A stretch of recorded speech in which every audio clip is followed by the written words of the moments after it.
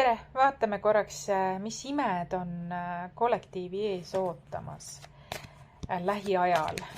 Mis imed on kollektiivi ees ootamas lähiajal. Võtan 3-4 kaardiga.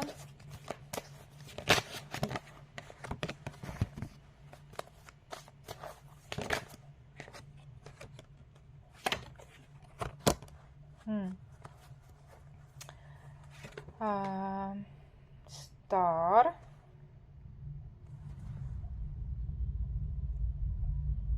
Mingi hingekutse. Tähendab, kui sa oled enda hingega kooskõlas, kui sa elad oma hingega kooskõlas, siis sa magnetiseerid enda ellu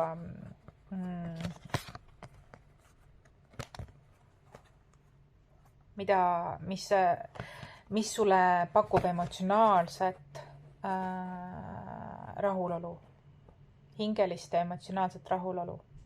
Kui sa elad oma hingega kooskõlas, kui sa elad läbi oma tõelise mina. Tuleb karikate 9 ja karikate 10.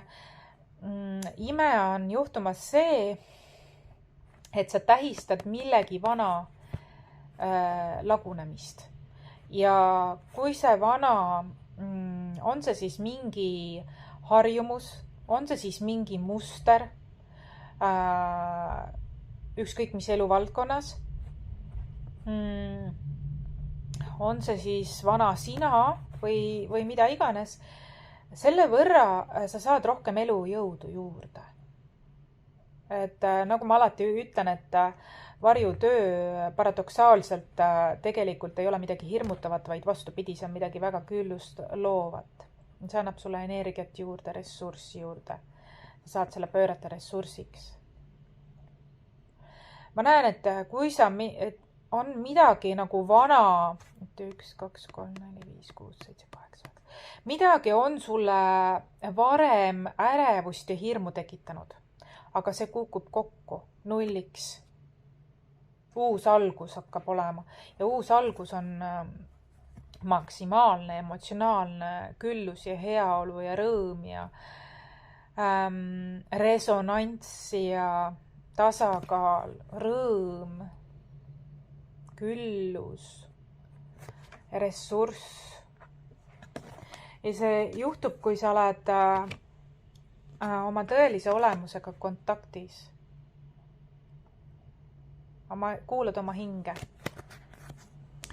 Vaatame, kas minu kaardid ka midagi täpsustavad veel. Kirg, tänutunne. Praegustel keerulistel aegadel võimalikult tunne, tegele sellega, mida sa armastad ja mis tekitab sul tänutunde elamisest, rõõmu ja tänutunnet elamisest. Andmine, jagamine, kroon, keskus. Usalda elu, usalda tundmatust ja ära hoia seda endale oma kogemusi, kui sul midagi nagu erinevaid kogemusi ära hoia endale, vaid kirglikult jaga seda oma inimestega. See ka jooksvalt nii-öelda teeb ruumi uuele. Õnnistus, ebamaisus. Ja siin on mingid ebamaised energiat, see staar mulle näitab ka tegelikult oma täheperekonnaga ja oma hingeperekonna kontakti. Ja see näitab, et seal peitub sinu küllus. Sinu voolavus, naisenergia väga tahab läbi tulla. Nais- ja meesenergiate tasakaal.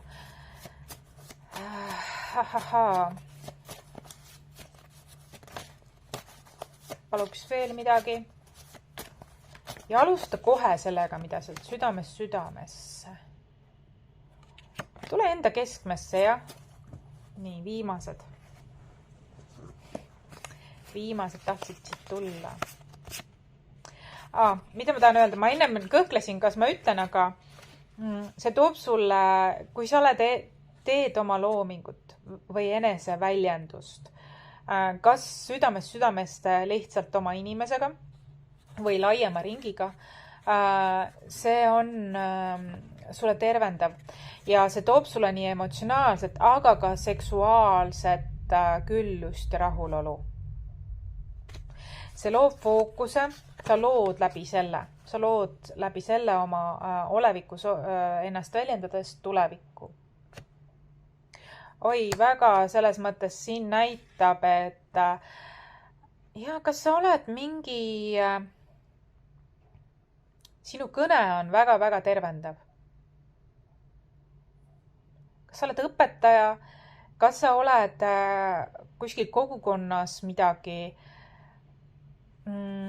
sinu kõne on tervendav ja seda väga sügavuti tegelikult, jah.